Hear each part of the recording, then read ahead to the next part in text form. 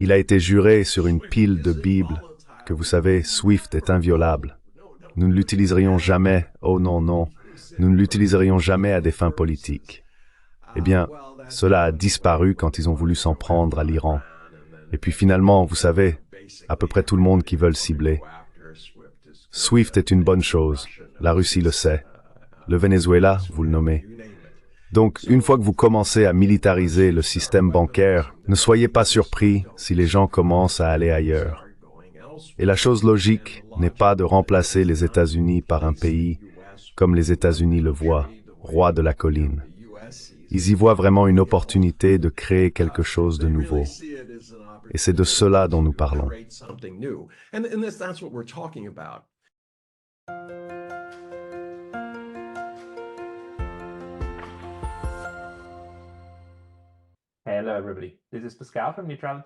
Bonjour à tous. Ici Pascal des études sur la neutralité et aujourd'hui j'ai le grand plaisir de parler à nouveau avec deux collègues de notre Alliance pour la paix multipolaire. J'ai avec moi Einar Tangen, qui est chercheur principal à l'Institut Taipei, et John Pang, chercheur principal à l'Académie Perak, un groupe de réflexion en Malaisie. Bonjour à vous deux.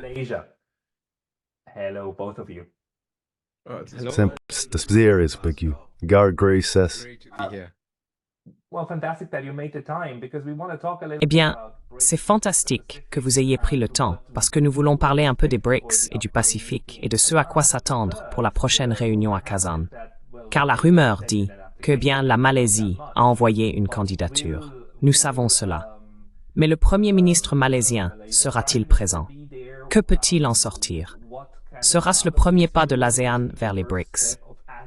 Tous les deux, quelle est votre lecture des développements actuels? Peut-être Einar d'abord, puis John.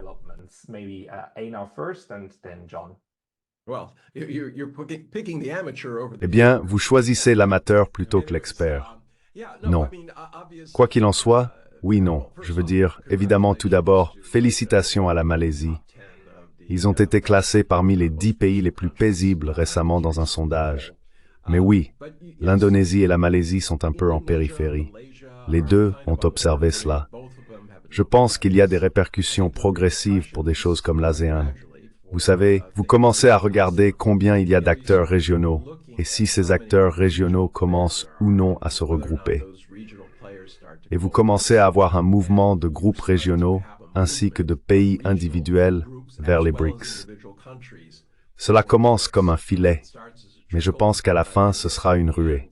Et la raison en est qu'en ce moment, il y a tout simplement trop de réunions.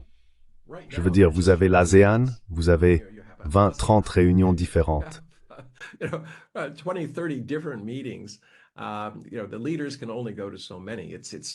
Les dirigeants ne peuvent assister qu'à un nombre limité de réunions. Il est temps de commencer à consolider. Et je ne parle pas ici de pouvoir, mais littéralement en termes d'efficacité temporelle. Vous ne pouvez pas vous permettre de passer du temps à discuter des mêmes problèmes dans tant de lieux différents. Les déplacements physiques sont épuisants et comme je l'ai dit, c'est redondant. Donc, espérons que les BRICS deviennent ce point central et évitent l'idée qu'ils sont contrôlés par la Chine. Il y a des acteurs très puissants là-dedans. Espérons que cela devienne plus que le Sud global et inclut également les stances et commence vraiment à prendre de l'élan là où l'ONU a un peu laissé tomber, toujours en train de se disputer sur le Conseil de sécurité, qui devrait en faire partie, mais sans vraiment traiter le problème des 5 membres ayant un droit de veto.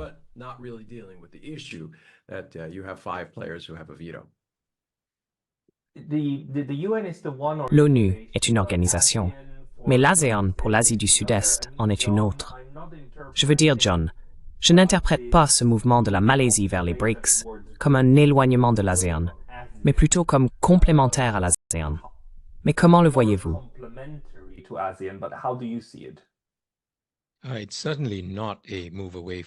Ce n'est certainement pas un éloignement de l'ASEAN.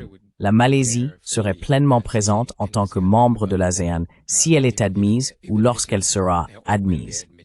Je pense que le Premier ministre malaisien, Anwar Ibrahim, a été, d'après ce que j'entends, invité à y participer. Donc, il pourrait être là. Je n'ai pas entendu beaucoup plus sur le statut de la Malaisie. Comme vous le savez, je pense que les BRICS ont signalé l'intention de se consolider pendant un certain temps. Ils ont une si longue liste de candidats. Et je pense qu'il est juste qu'ils s'assoient et se demandent ce qu'ils veulent en termes d'adhésion et ce qu'ils veulent faire de l'organisation. S'ils vont organiser un secrétariat, par exemple.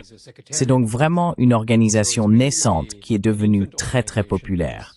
Et ils doivent clarifier ces choses. Et je suppose que Kazan sera un endroit où ils feront cela. La Malaisie ou tout autre grand pays de l'ASEAN, comme l'Indonésie ou Singapour, s'ils devaient participer, le feraient également. Si aucun autre pays de l'ASEAN n'est présent, ils seraient là à leur place, représentant l'ASEAN.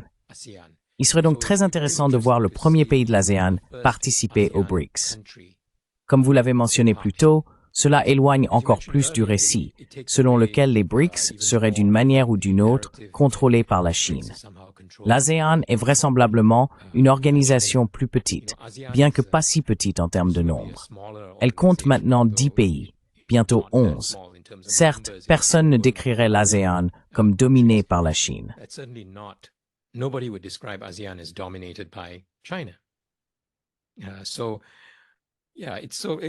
Donc oui, cela enlève encore plus à ce récit. Maintenant, cela dit, je pense que l'ASEAN a une histoire, un contexte que les BRICS n'ont pas. Donc, vous savez, c'est aux BRICS de construire ces choses. Mais l'ASEAN a tout un arrière-plan, une structure régionale et multilatérale autour d'elle qui est assez bien développée. Oui, je pense qu'Einar soulève un excellent point. Il doit y avoir une certaine consolidation, une réflexion sur le calendrier pour que les gens ne dupliquent pas.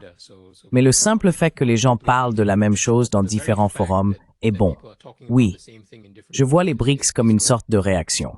Ce n'est pas juste un projet en soi face aux échecs de l'ordre international, dit fondé sur des règles. Oui.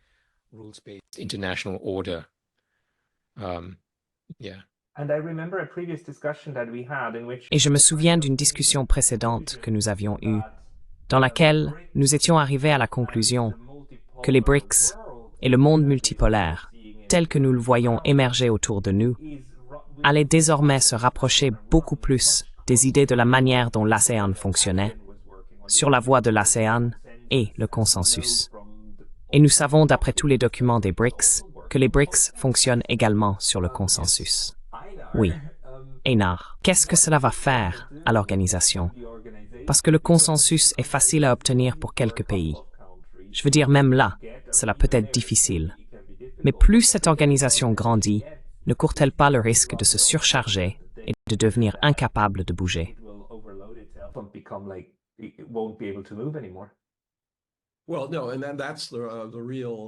Eh bien, non. Et c'est le véritable problème ici. Et un problème que les gens soupçonnent que les États-Unis vont essayer d'exacerber parce qu'ils voient cela comme une véritable menace. Je veux dire, tous ces pays se réunissant dans une organisation alternative qui ne les intéresse pas, qu'ils ont en fait un peu dénigré à huis clos. Ils ont dit « Oh, vous savez, ils ne feront jamais rien. » Mais avec des choses comme la question de la monnaie, vraiment, cela fait frémir la Fed ainsi que le Trésor américain. Et vous voyez ce mouvement, comme vous l'avez souligné, vous pouvez soit dans une situation multipolaire avoir le chaos où personne ne peut s'entendre, n'est-ce pas? Ou vous pouvez avoir un consensus et une coopération, n'est-ce pas? Ils commencent tous par C. Les deux derniers sont probablement les préférables.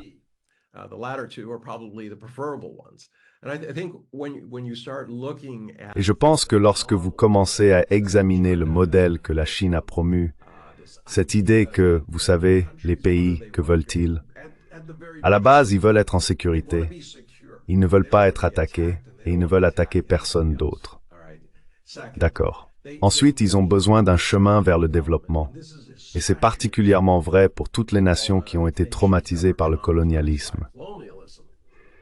Elles ressentent encore les effets secondaires. Vous voyez le Sahel, 5 pays en Afrique qui se sont essentiellement détachés de la France. Pourquoi? Parce qu'ils ont dit, eh bien, nous vendons nos travailleurs appauvris que vous filmez régulièrement en affirmant que c'est une terrible violation des droits de l'homme. Eh bien, ils vendent du yellow cake à la France pour 80 centimes par euro, et la France le revend à 200 € la livre. Et ils disent, eh bien, c'est injuste, nous devons prendre le contrôle.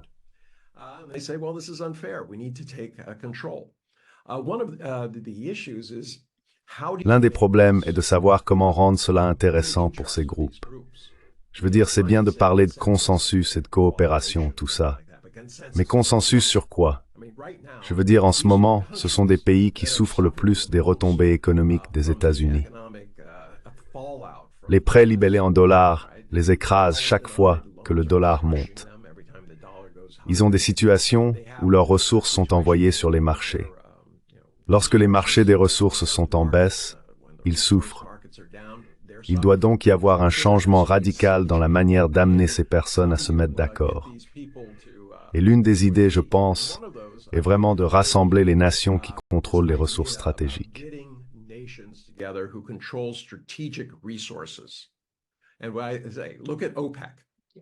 Et ce que je dis, c'est, regardez l'OPEP. L'OPEP a pu, depuis 1973, avoir son mot à dire sur le prix du pétrole parce qu'il contrôle complètement l'offre. Eh bien, vous savez, appliquez cela au café. Il y a 3 nations qui contrôlent essentiellement le marché du café.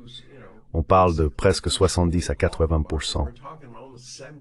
Pourquoi ces 3 nations ne disent-elles pas, au lieu de dire, eh bien, vous savez, nous le vendons simplement à quelqu'un d'autre qui va en fait gagner plus d'argent?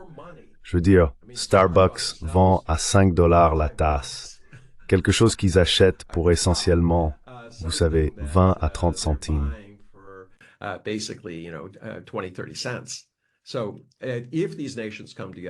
Donc, si ces nations s'unissent et disent, regardez, nous allons fixer le prix de nos ressources à un niveau où nous pouvons avoir du développement et nous occuper des problèmes liés au changement climatique, ce serait un changement radical. Oui, les prix augmenteraient dans le monde entier, mais ce serait un rééquilibrage de la façon dont les choses se sont passées au cours des 350 dernières années, avec le colonialisme faisant exactement le contraire. Ils ont juste pris tout l'argent et sont retournés aux États-Unis et en Europe. Maintenant, cela rééquilibrerait la situation, et les pays devraient être très compétitifs pour réussir dans cet environnement. Mais c'est un exemple de ce que je pense être nécessaire pour rassembler ces personnes. Vous n'allez pas coopérer s'il n'y a rien sur quoi coopérer.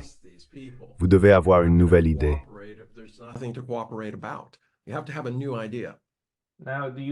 Penses-tu, John, que ça pourrait être l'un des rôles des BRICS, de créer ces idées et de créer des espaces où ces types de regroupements peuvent se réunir? Yeah, absolutely. I think Einar put it very well. Oui, absolument. Je pense qu'Einar l'a très bien exprimé, car c'est encore à un stade un peu naissant. Ils doivent décider sur quoi ils se rassemblent. L'échelle est en fait l'un des premiers critères, vous savez, ou l'importance économique est l'un des premiers critères. Vous savez, tout a commencé comme BRICS pour une raison particulière, ces plus grandes économies émergentes. Donc ce n'est pas, vous savez, une alternative à l'ONU, dans le sens d'être tout inclusif de l'ensemble du Sud global. Il doit y avoir une intention stratégique et un chemin. Et certainement ce rééquilibrage de l'économie politique mondiale est un objectif vraiment important. Et je pense que ce que tout le monde attend, c'est le rôle de la finance dans cela, et le rôle du dollar. Donc, c'est la grande annonce, un grand ensemble d'initiatives qui sont scrutées en ce moment, que les gens attendent. Donc, c'est vraiment le contexte du dollar comme un problème, la dépendance au dollar comme un problème, et comment vous en sortez, comment vous résolvez ce problème collectivement.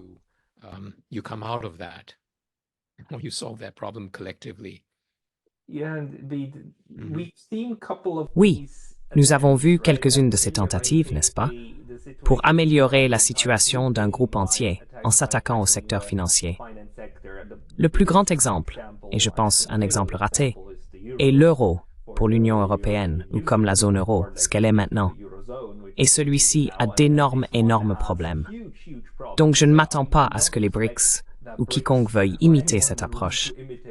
Mais cela soulève la question, quelle serait l'approche pour maintenir simultanément les monnaies nationales, s'éloigner du dollar, mais augmenter les opportunités commerciales, n'est-ce pas? Afin de rendre possible les paiements transfrontaliers sans se regrouper autour d'une nouvelle monnaie qui créerait alors juste un autre dollar, mais pour quelqu'un d'autre. Je ne peux pas imaginer qu'un des États des BRICS voudrait cela pour l'autre. Alors peut-être, Einar, que voyez-vous?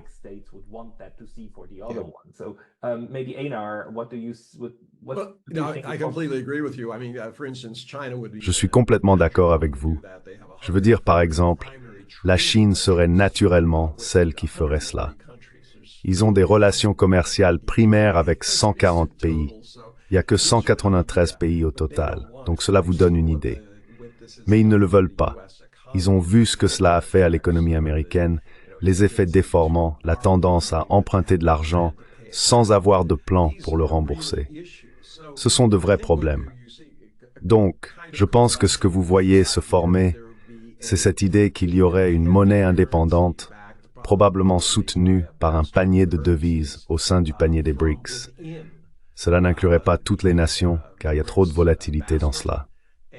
Mais ensuite, vous avez ce genre de troisième mesure.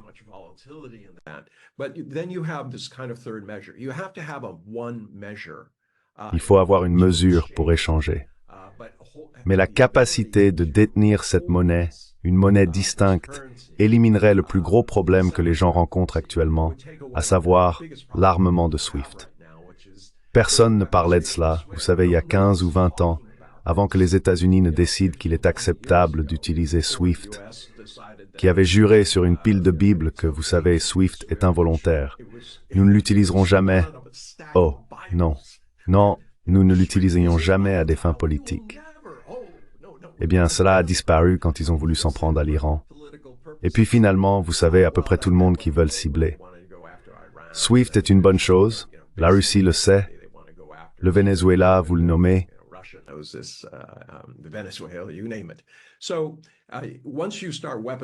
Donc, une fois que vous commencez à militariser le système bancaire, ne soyez pas surpris si les gens commencent à aller ailleurs. La chose logique n'est pas de remplacer les États-Unis par un pays, comme les États-Unis le voient, roi de la colline. Ils le voient vraiment comme une opportunité de créer quelque chose de nouveau. Et c'est de cela que nous parlons. Les choses dépassées ont fonctionné pendant un certain temps, après la Seconde Guerre mondiale. Il y avait cette ère d'optimisme, pensant qu'ils pouvaient d'une manière ou d'une autre y arriver. Cela a été ruiné par des conflits successifs en Corée puis au Vietnam, etc. Mais il y avait toujours ce sentiment que d'une manière ou d'une autre, tout pouvait fonctionner. Malheureusement, ce n'est pas le cas. Les temps changent. La dynamique est que la solution que vous créez aujourd'hui ne fait que créer de nouveaux problèmes pour demain.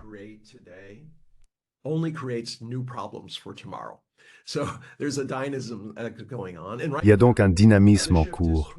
Et en ce moment, le changement s'oriente vers le sud global, qui regagne ce qu'il a perdu au fil des années. Ils doivent avoir un plan d'action pour y parvenir. Et je pense que la monnaie n'est pas vraiment le grand problème.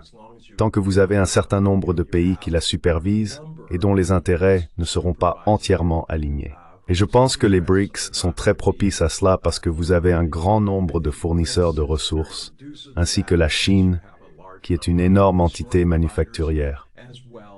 Les avoir là signifie que vous n'aurez pas une seule entité décidant de la direction à prendre et qu'il est plus probable de rester neutre plus longtemps.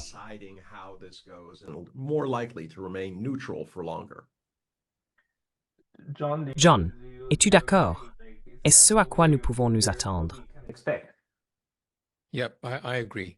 I don't think we should expect to see Oui, je suis d'accord. any Je ne pense pas que nous devrions nous attendre à ce qu'un pays en particulier, et encore moins la Chine, se lève et propose sa monnaie pour être ce type de monnaie de commerce mondial, bien que le rôle du yuan croisse dans le commerce de la Chine. Mais je pense qu'il est plus probable que la solution soit celle qu'Einar a soulignée, ou un système multidevises. Donc une collaboration entre les banques centrales avec des accords de swap, etc., pour coordonner les flux et gérer le règlement. Vous devriez vraiment parler à Kathleen Tyson, l'un des membres de notre groupe à ce sujet. C'est une véritable experte qui a vraiment réfléchi à cela et a même écrit un livre à ce sujet. Mais je pense que je suis d'accord avec sa perspective, selon laquelle il n'est ni nécessaire ni même souhaitable de le remplacer par une seule monnaie pour le moment.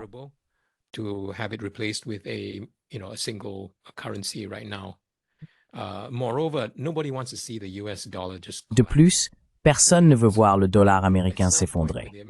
Donc à un moment donné, lorsque les Américains seront prêts à en parler, ce qui n'est pas le cas actuellement, une véritable solution globale, pas seulement au sein du Sud global, mais avec les États-Unis et l'Europe, devrait se concrétiser. Pour l'instant, je pense que le Sud global et les pays des BRICS sont prêts à avancer jusqu'à ce que ces autres acteurs s'adaptent à ce nouveau monde. Par exemple, l'économiste Philip Pilkington vient de proposer une sorte de Bretton Woods 2, en gros l'idée de Keynes, qui n'a été que partiellement réalisée à Bretton Woods. Des idées comme celle-ci doivent être mises en avant. Donc il s'agit des BRICS. Mais à moyen terme, c'est bien plus que cela. Il s'agit de ce que vous faites avec le dollar américain.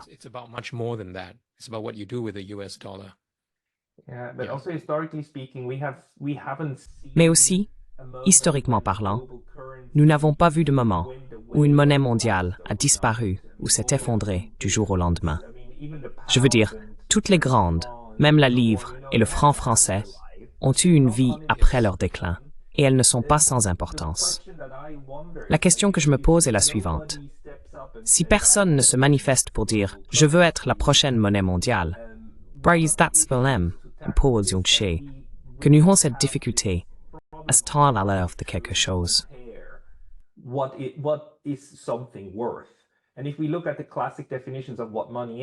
Et si nous regardons les définitions classiques de ce qu'est la monnaie, c'est une unité de compte, une réserve de valeur et un moyen d'échange. Nous avions cela au début de l'euro. L'euro était vraiment juste une unité de compte. Il n'existait pas en tant que monnaie physique. Ne pourrions-nous pas imaginer quelque chose de similaire pour les États des BRICS, comme un panier à la manière de la brie, où toutes les devises sont regroupées en une seule unité? Et ensuite, vous pouvez tout évaluer dans cette unité sans réellement le vendre dans cette unité. Est-ce envisageable?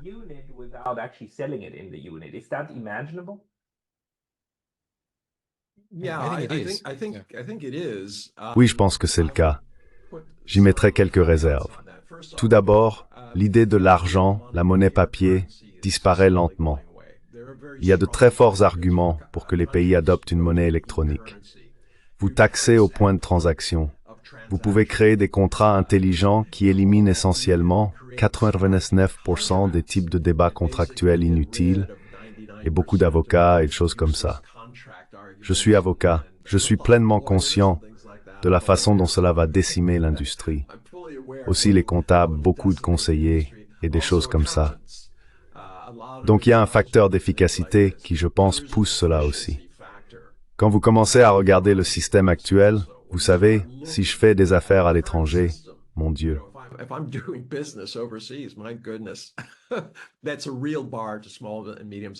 C'est un véritable obstacle pour les petites et moyennes entreprises, parce qu'elles doivent, vous savez, obtenir une banque.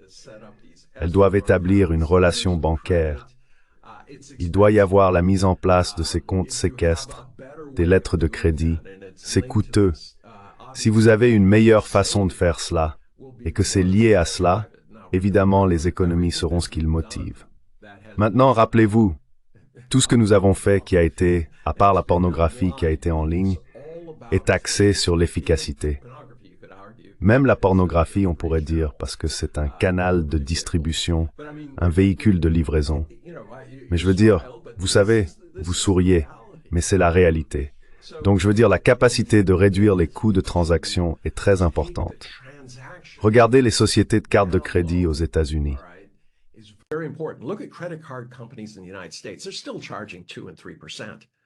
Ils facturent encore 2% et 3% sur les transactions normales et vous pénalisent si vous ne payez pas vos factures à temps. Comparez cela à la Chine en ce moment, où si vous utilisez Alipay ou WeChat Pay, c'est si petit que c'est négligeable. Les gens obtiennent une meilleure valeur. Qu'est-ce que cela fait? Tout cela se répercute sur le résultat net.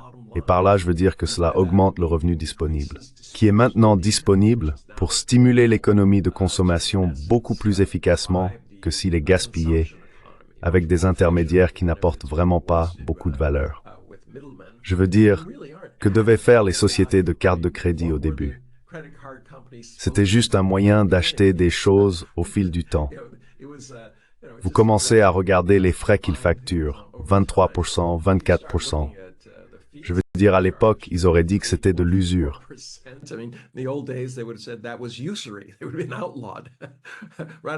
Ils auraient été proscrits, chassés de la ville, goudronnés et emplumés. Mais aujourd'hui, c'est un bon business. Donc vous savez, les choses vont généralement changer dans le domaine vers plus d'efficacité et de réduction des coûts, et c'est ce qui va le motiver. En termes de mécanique, parce que nous avons la blockchain, nous pouvons avoir une intégration de pays qui, en essence, crée un pool de fonds simplement en tirant. D'accord? Donc c'est pas de l'argent physique. Ce qu'ils disent, c'est que la Chine va mettre, vous savez, 3 trillions dans le pool, puis la Russie va en mettre, et des choses comme ça. Et ce pool est alors disponible comme mécanisme de swap de devises. Tout peut être comptabilisé. Ils disposent d'un tableau de bord en temps réel qui serait également disponible pour les pays avec une e-monnaie. Et cela ferait une énorme différence avec des gains d'efficacité des deux côtés.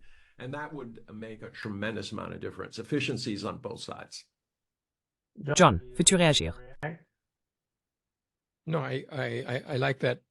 Non, j'aime beaucoup ce scénario.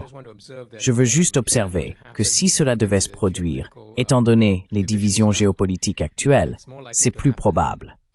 Cela doit se produire au sein d'un groupe de pays partageant les mêmes idées avec un projet commun comme les BRICS. Ce serait donc une chose idéale sur laquelle les BRICS pourraient travailler. C'était une belle image, John, d'un avenir partagé et de maître d'eux.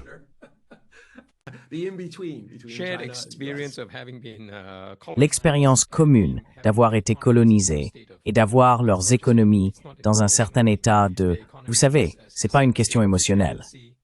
Leurs économies sont dans cet état de dépendance, leurs prêts libellés en dollars, et leur politique dépend de celle de la Fed.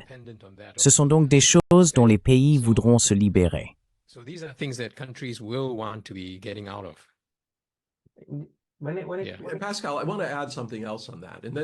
Pascal, je veux ajouter autre chose à cela.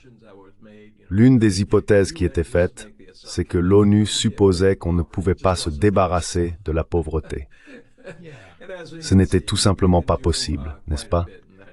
Et comme nous pouvons le voir, on peut faire pas mal de choses dans cette direction en termes de pauvreté extrême et des choses comme ça si on s'y met vraiment. Mais l'un des vieux adages est que le cycle de boom et de récession du marché est inévitable. On ne peut tout simplement pas y échapper. Eh bien, je pense que c'est une pensée très ancienne. Le fait est qu'avec une puissance accrue en termes d'informatique, si je suis un agriculteur en Chine et que je décide, eh bien, je veux élever, vous savez, si j'achète 20 porcelets aujourd'hui, quel sera mon prix au marché?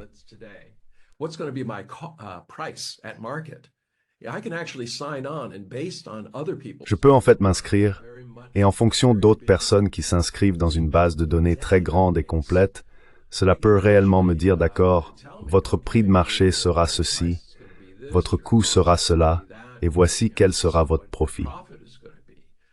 Évidemment, si je m'inscris et qu'il dit que vous allez perdre de l'argent, je ne vais pas acheter les porcs. Cela stabilise donc le marché. Et vous pouvez avoir la même chose pour de nombreuses matières premières. Vous avez ce cycle de boom et de récession dans le poulet, les œufs, le bœuf, toutes les matières premières, même en s'étendant au blé, au soja et des choses comme ça, mais aussi en termes d'acier. Faire correspondre la production et des choses comme ça éviterait beaucoup de désorganisation du capital, ce qui se produit lorsqu'ils font ce cycle de boom et de récession.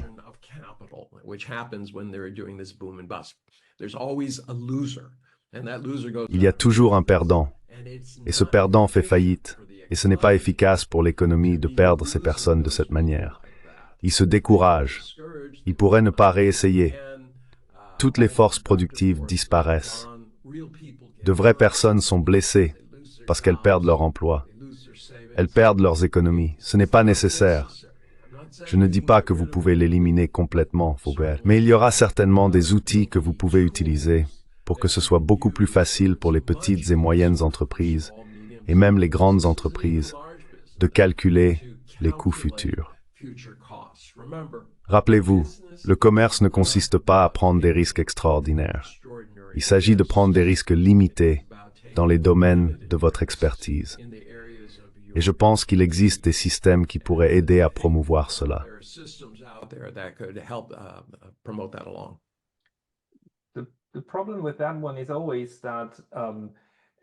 Le problème, c'est que nous avons toujours mis en place certains mécanismes pour rendre les moments de crise moins probables. Une partie de cela est l'assurance, n'est-ce pas, et le calcul du risque. Parce que la plupart des choses suivent une courbe en cloche à la fin de la journée. Tant que vous avez beaucoup de cas, vous avez de bonnes chances de réduire ces risques. Mais il y a des moments où nous créons seulement quelques grandes institutions. Et si celles-ci échouent, si les grands marchés créent des problèmes, comme le marché immobilier en est un exemple, alors cela peut entraîner d'autres choses vers le bas. Je me souviens qu'en 1987, il y a eu la grande crise financière asiatique. John, pensez-vous qu'une chose comme cela, comme en 1987, soit encore envisageable aujourd'hui en Asie du Sud-Est et de l'Est, où la structure du système est-elle maintenant plus robuste?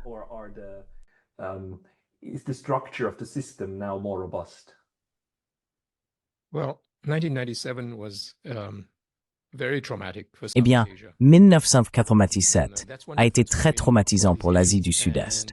Et c'est une différence entre les Sud-Est asiatiques et, disons, les commentateurs occidentaux dans leur perspective sur l'économie mondiale.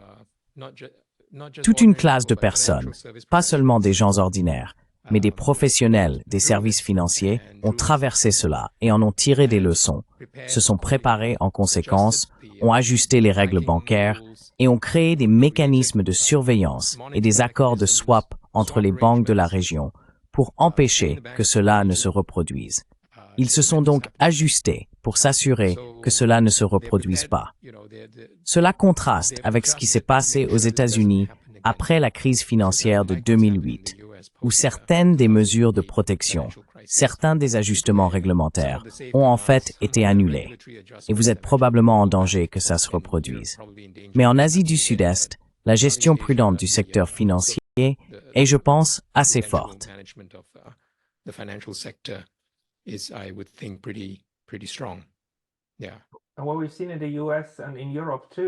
que nous avons vu aux États-Unis et en Europe aussi, c'est plutôt une consolidation, notamment du secteur bancaire. La Suisse avait 2 grandes banques, et maintenant il n'y en a plus qu'une, parce que la plus grande a absorbé la plus petite, qui était sur le point d'échouer. Le problème, c'est que si UBS échoue, la Suisse sombrera dans le lac Lehman et ne sera plus jamais vue. Einar, pensez-vous que le marché financier asiatique est en fait plus solidement constitué que les marchés européens et américains?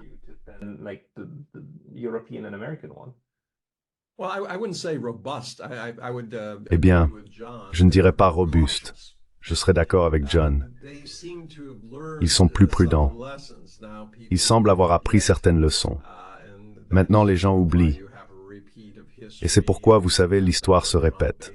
Vous avez Donald Trump qui dit essentiellement, vous savez, laissez les chevaux courir librement. Vous savez, c'est ce que Clinton a fait quand il s'est débarrassé de Glass-Steagall.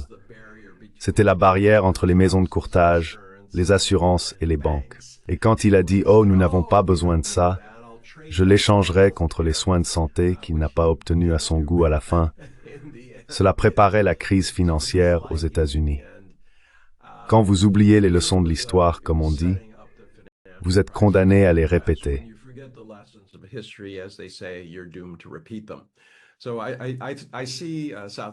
Je vois donc l'Asie du Sud-Est comme beaucoup plus prudente.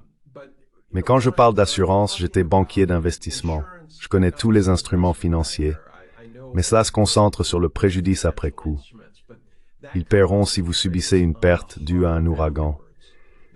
Il existe des swaps conçus pour faciliter les choses. Si, pour une raison quelconque, vous avez des fluctuations monétaires ou des fluctuations dans le prix des matières premières dont vous dépendez, ou s'il y a une perte due à un incendie, etc., etc., c'est toujours après coup. Ce que je dis, c'est qu'il y a un certain nombre de risques dans le domaine financier que vous pouvez prévenir. Rappelez-vous, il y a plusieurs types d'employés. Celui qui ne voit pas le problème.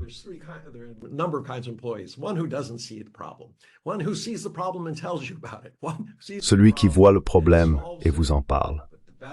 Celui qui voit le problème et le résout. Mais le meilleur employé est celui qui anticipe un problème et l'empêche. Et c'est là que je pense que nous devons être. Nous devons être un peu plus intelligents. Je connais beaucoup trop de professionnels qui pensent qu'ils sont le cadeau de Dieu à la terre parce qu'ils peuvent pointer un problème ou qu'ils savent comment le résoudre. Et j'ai dit, eh bien, vous savez, n'aurait-il pas été mieux si ce problème n'existait pas? Parce que vous pouvez voir cela venir et ils disent juste, eh bien, vous savez, c'est pas mon travail. Je pense que c'est le travail des gouvernements d'être un peu plus préventifs.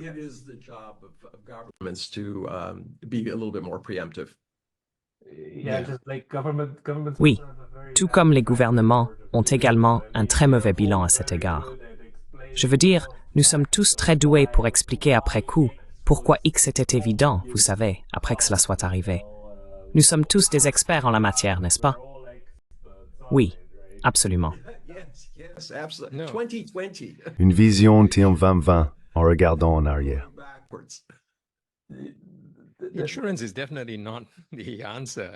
L'assurance n'est certainement pas la solution.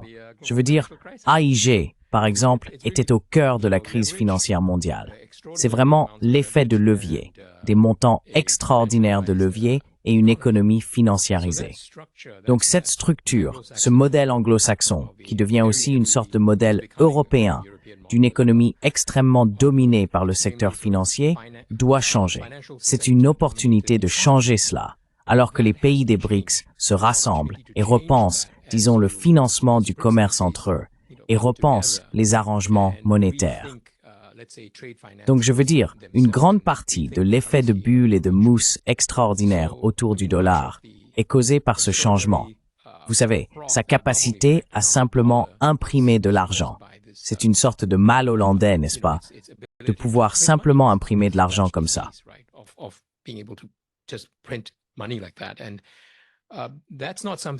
Et c'est pas quelque chose que d'autres pays, ou les pays du Sud global ou les pays des BRICS, veulent reproduire. Bien au contraire, ils veulent que la finance reste auxiliaire à l'économie réelle. Donc vous savez, après 1987 par exemple, il n'y a rien de comparable au niveau de levier dans l'Ouest, dans les banques asiatiques, dans les banques d'Asie du Sud-Est. J'ai travaillé dans l'une d'elles, donc c'était insignifiant comparé à cela. En fait, nous avons fait valoir à l'époque, après la crise financière mondiale, lorsqu'ils essayaient de mettre en œuvre BAL 2, et nous avons dit, regardez, c'est ridicule. Nous avons déjà ces choses. Vos règles supplémentaires ne feront que gêner. Nous n'avons pas les problèmes que vous avez. Donc je pense que c'est une occasion de se regrouper et de repenser le rôle de la finance dans l'économie mondiale.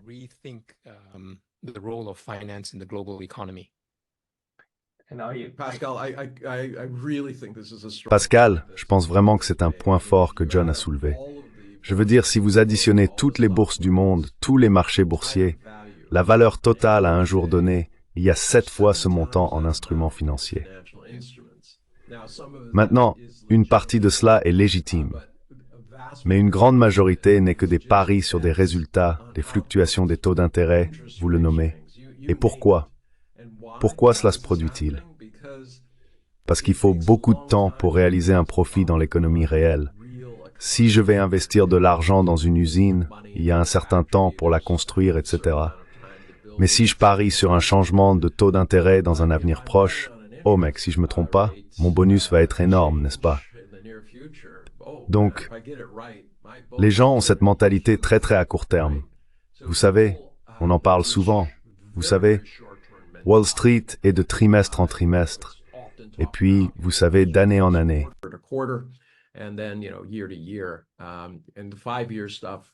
Et les plans sur 5 ans, mon garçon, tu sais, c'est à peine là. Comparez cela à des endroits comme la Chine, où ils pensent 30, 40, 50, 100 ans à l'avance. Très, très différent en termes de façon dont ils façonnent les choses. Et je pense que c'est l'une des principales faiblesses qui affaiblit beaucoup l'Occident. Il y aura un moment de bilan. Rappelez-vous, la financiarisation et ses paris sont un jeu à somme nulle. Non seulement à somme nulle, vous avez des gagnants et des perdants.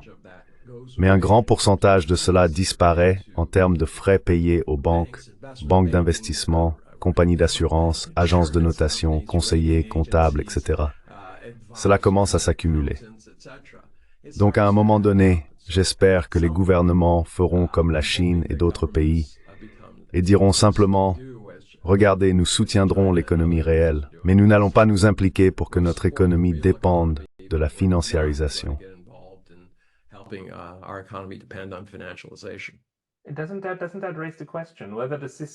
Cela ne soulève-t-il pas la question de savoir si le système vers lequel nous nous dirigeons, également dans les BRICS et en général, pourrait repenser la finance et surtout le financement des investissements de manière significative? Peut-être que nous ne voulons plus de ces paris sur le financement des investissements, comme ceux de JP Morgan et Goldman Sachs. J'ai une amie dans l'une de ces grandes entreprises, et l'une des choses qu'elle dit qu'ils craignent, c'est que si les États-Unis commencent à imiter la Chine et à fermer leur propre marché en les traitant de manière beaucoup plus approfondie, il y aura un gros problème, car ils n'ont pas accès au marché chinois.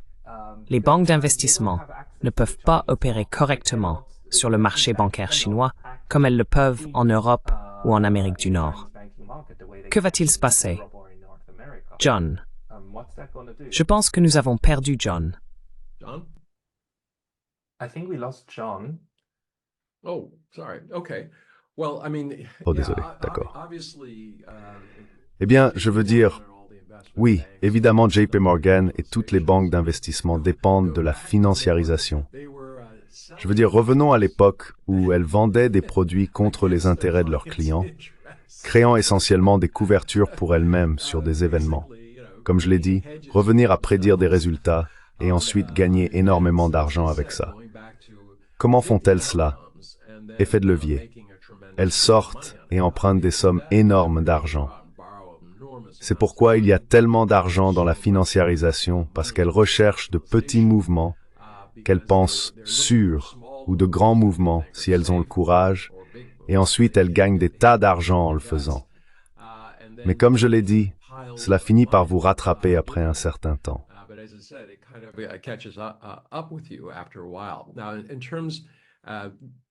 Maintenant, en termes de finances, vous devez toujours avoir une sorte de système. Mais si vous avez une monnaie électronique et des banques hybrides capables de comprendre et de prendre des décisions beaucoup plus rapidement grâce à l'IA, elles peuvent examiner une personne, son historique et son score de crédit social. Ce n'est pas parfait, mais ça leur permettra de prendre des décisions de crédit beaucoup plus rapidement. Donc, au lieu d'attendre des mois et des semaines pour savoir si je vais le faire ou non, elles peuvent instantanément faire vérifier par l'IA les prix de tout, de la main-d'œuvre aux écrous et boulons, le coût de la machine, le terrain, le temps nécessaire pour le faire, et quel sera le retour. Et elles peuvent l'estimer. Ce ne sera pas exact.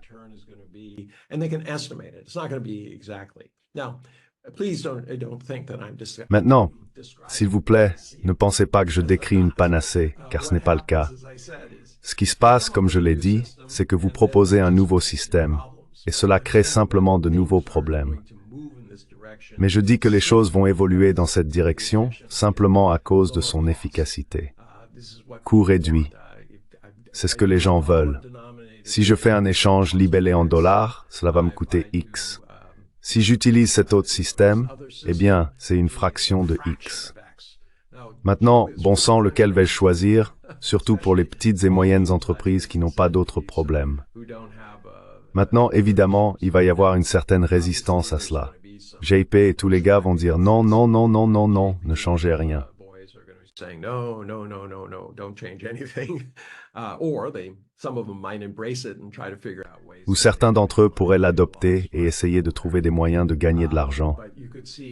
Ils ont beaucoup de gens intelligents là-bas. Mais on pourrait voir des gouvernements, en particulier les États-Unis, comme l'a récemment dit Donald Trump, tout pays qui n'utilise pas le dollar sera puni. Nous ne commercerons pas avec eux. Et vous savez, vous ne savez pas s'il est sérieux. Personne ne sait ce que Donald Trump veut dire, mais il y a une réelle probabilité qu'il puisse être élu. Et si c'est le cas, le monde va entrer dans la tourmente. Et la réaction défensive réflexive va se concentrer autour d'entités comme les BRICS plutôt que l'ONU, où les États-Unis peuvent utiliser leur influence considérable et aussi leur veto quand ils le souhaitent.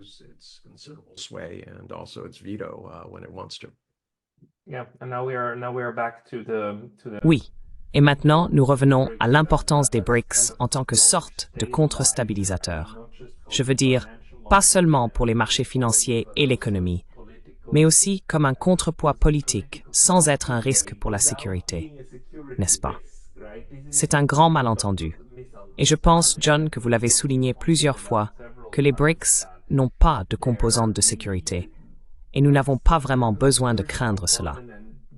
Ou pensez-vous qu'il y aura un changement maintenant à cause de ce que nous voyons en Asie de l'Ouest?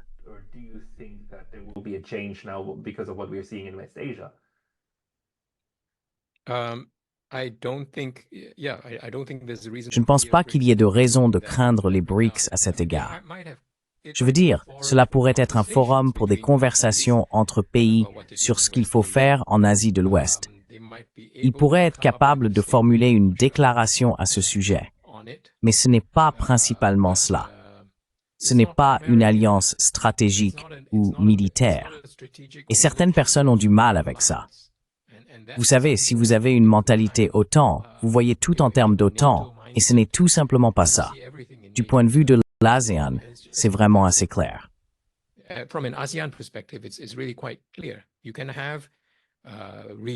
Vous pouvez avoir des arrangements multilatéraux régionaux qui ne sont l'ennemi de personne, qui restent ouverts. Donc je pense que les BRICS ont une partie de cet ADN, une partie de cet héritage de pensée qui n'est vraiment pas nouveau dans le Sud global. Et comme vous le savez, cela a aussi une généalogie dans les idées occidentales sur la neutralité et la valeur de la neutralité. Mais je pense que ces valeurs fondamentales resteront dans la configuration des BRICS. Les pays n'ont pas besoin de s'engager explicitement à ces principes. C'est la seule façon dont ils vont se rassembler. C'est la base sur laquelle ils vont se rassembler.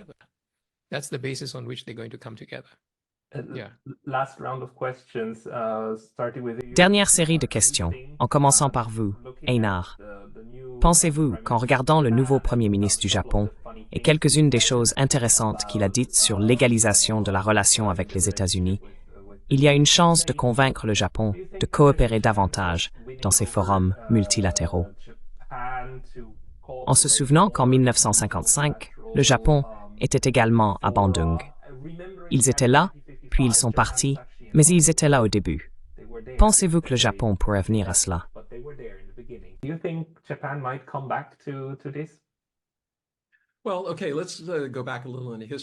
Eh bien, d'accord. Revenons un peu en arrière dans l'histoire. C'est la marine américaine qui a forcé le Japon à ouvrir ses ports aux baleiniers qui voulaient un endroit pour, vous savez, obtenir de l'eau et de la nourriture fraîche. Cela a conduit à la restauration Meiji et à une industrialisation rapide. Ensuite, ils ont adopté le côté colonial occidental de cela. La Seconde Guerre mondiale arrive et nous les battons. Nous déclenchons 2 bombes. Je ne pense pas qu'ils vont oublier Hiroshima ou Nagasaki. Et puis, pour enfoncer le clou, nous leur imposons une constitution et les occupons. Il y a encore 48 000 soldats américains stationnés à divers endroits au Japon. Ensuite, par-dessus tout, le véritable sel sur les plaies était que le Japon était en train de monter.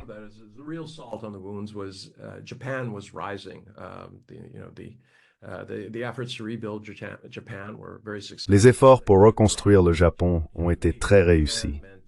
Ils sont passés de fabriquer au Japon signifiant des produits bon marché et de mauvaise qualité à fabriquer au Japon signifiant qualité. et ils avaient des produits innovants et des choses comme ça. À la fin des années 70, ils montent en puissance. Ils vendent des voitures, ils sont la prochaine grande puissance. Et que se passe-t-il? Les États-Unis disent non. Vous utilisez des industries subventionnées pour tuer nos industries. Vous essayez de conquérir le monde. Ils ont même accusé le PLD, le gouvernement, de ne pas être démocratique, parce qu'ils étaient là depuis le changement de pouvoir. Ils ont oublié de mentionner que c'était le gouvernement américain qui avait mis le PLD au pouvoir.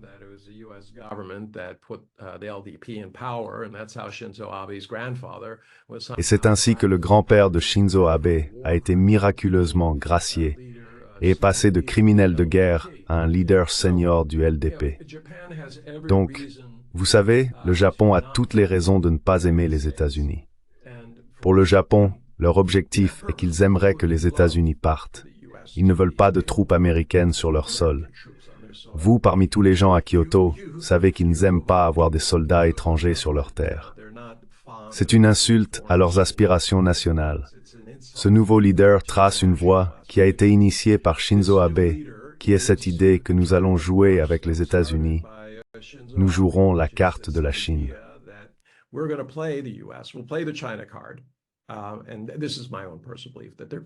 Et c'est ma conviction personnelle qu'ils jouent la carte de la Chine pour pouvoir, je cite, normaliser leur capacité de défense.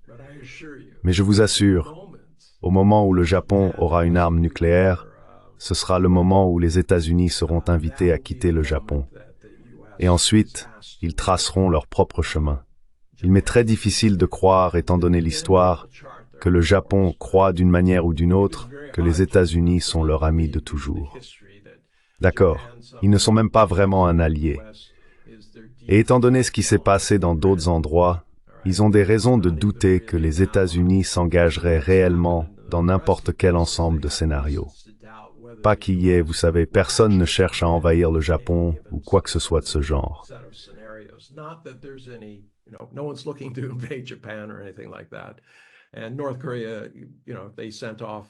Et la Corée du Nord, si elle envoyait des bombes nucléaires n'importe où, elle serait anéantie. Donc je ne vois vraiment pas cela comme le principal problème. Je vois ça comme une stratégie à long terme où le Japon veut normaliser sa position par la suite. Ils ont beaucoup de problèmes économiques qu'ils doivent résoudre en interne, en termes de dette, et en externe, en termes de compétitivité. Et je pense que cela les conduirait à essayer de rejoindre un groupe efficace comme les BRICS ou le RCEP, etc., en intégrant le TPP ou le CPTPP. Pourquoi? Ils existent grâce au commerce. Ils ont besoin de ces exportations et d'une industrie compétitive. Donc beaucoup de choses doivent se passer. Désolé, longue réponse.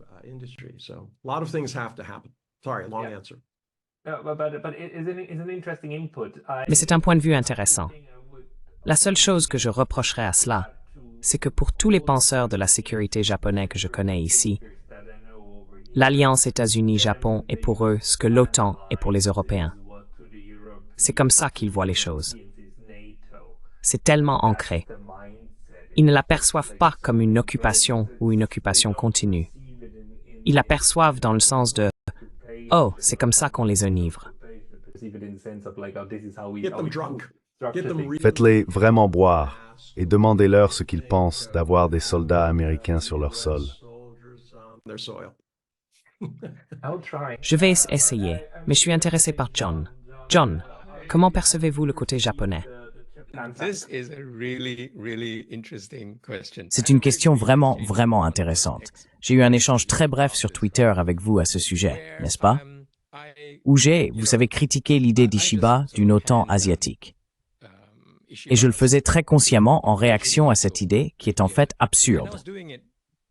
Franchement, ça va pas fonctionner.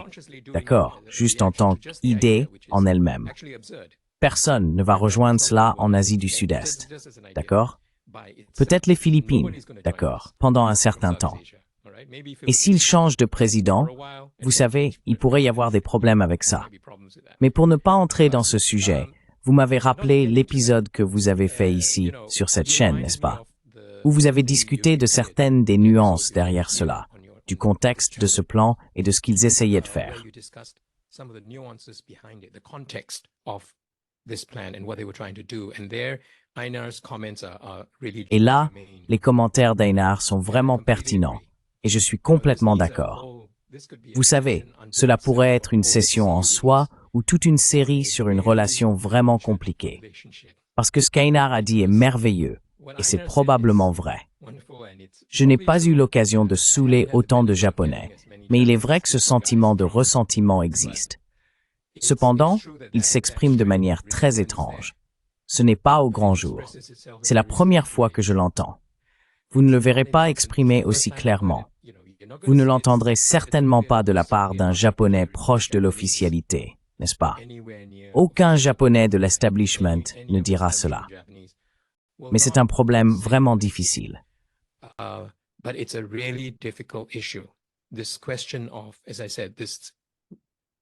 Cette question de, comme je l'ai dit, cette situation embarrassante pour eux, d'être en quelque sorte occupés de facto.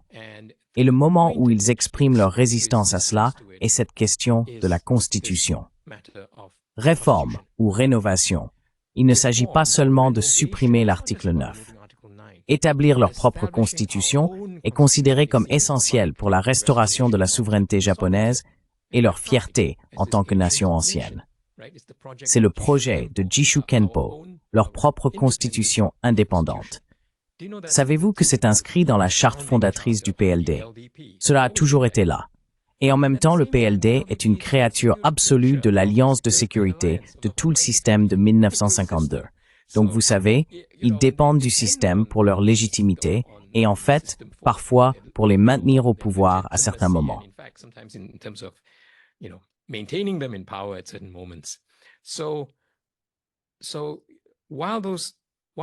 Alors, bien que cette impulsion soit là, je suis complètement d'accord avec Pascal sur ce point. Ils ne vont pas en parler. Vous savez, j'étais en marge, écoutant ou parlant aux gens à l'époque où quelque chose comme ça a été abordé. La BAI. Vous vous souvenez quand cette idée est apparue, la Banque asiatique d'investissement dans les infrastructures. La Chine a approché le Japon, je pense, avec l'offre de la coprésider. Les Japonais étaient intéressés.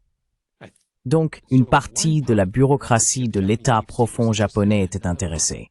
Une autre partie, non. Et je pense que c'était le MITI contre le MFA. Et des personnes très haut placées. L'un des gars que vous entendez toujours représenter ou murmurer, l'un des chuchoteurs du Japon, était très confiant que le Japon rejoindrait la BAI. Naoko, ma femme avec qui vous avez parlé, était très impliquée dans cela et pensait « Wow, il devrait vraiment le faire ». Vous savez,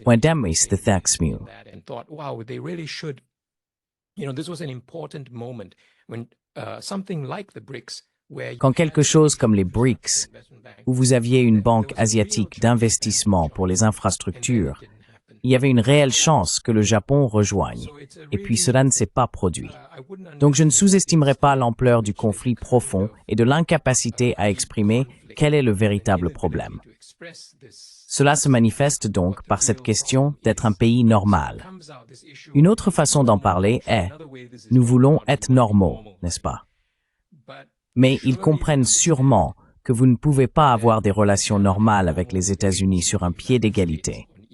Prendre la Grande-Bretagne comme exemple est vraiment risible, n'est-ce pas? Les États-Unis n'ont pas de père. C'est doctrinal, c'est structurel. Nous sommes exceptionnels. C'est intégré.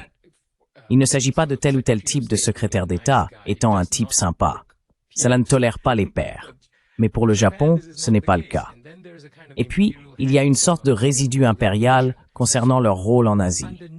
Donc sous ce discours, que ce soit Ishiba ou que ce soit Abe, il y a tout un ensemble de ces questions qui ne sont pas articulées de manière claire pour les gens de l'extérieur.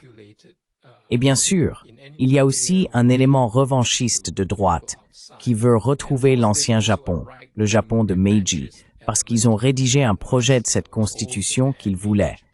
Et c'était juste un projet Meiji, la constitution Meiji avec l'empereur rétabli dans ce rôle. Donc vous savez, je serais d'accord. Je veux dire, si le Japon pouvait faire le pas d'avoir une certaine présence aux BRICS, s'ils avaient le courage de le faire, ce serait très très intéressant. En fin de compte, le problème du Japon est de savoir comment, vous savez, inverser leur sortir de l'Asie, entrer en Europe. Leur problème est vraiment comment entrer en Asie, sortir de l'Europe. La grande rentrée. Ils doivent réintégrer l'Asie. Ils doivent y retrouver leur place. Et c'est autant une question culturelle qu'émotionnelle parmi. Et c'est vraiment une sorte de petite élite japonaise, car je pense que le reste suivrait comme pour n'importe quoi d'autre. Beaucoup d'entre eux, je pense. Einar a raison. Eh bien, si vous les enivrez suffisamment, ils pourraient dire cela. Mais beaucoup d'entre eux voient cette relation avec les États-Unis comme ce qui les rend distinctifs, comme ce qui les fait ressembler à l'une des grandes puissances du style du 19e siècle. Comme si cette idée avait encore un sens, n'est-ce pas? Nous voulons être comme la Grande-Bretagne, n'est-ce pas? Qui veut être comme la Grande-Bretagne? Personne dans le Sud global ne veut être comme la Grande-Bretagne. Seulement vous le voulez. Donc vous savez, le Japon est en quelque sorte perdu. Son élite politique est en quelque sorte perdue à cet égard. Mais vous êtes là. Et c'est en fait un endroit beaucoup plus intéressant que ce que les gens lui accordent. Et je pense que cette conversation met en lumière une partie de cet intérêt.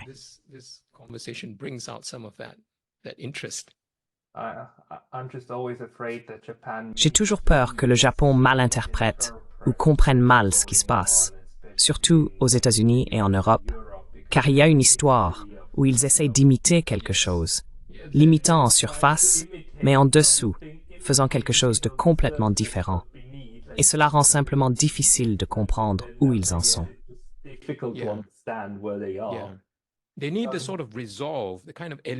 Ils ont besoin d'une sorte de détermination, du genre de détermination élitiste et de groupe.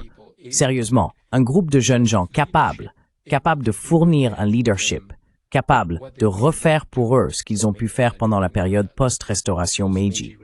Parce que c'était, vous savez, un exemple remarquable, comment ils ont renversé la situation et saisi le moment historique, n'est-ce pas? Ils se sont dirigés vers ce modèle occidental.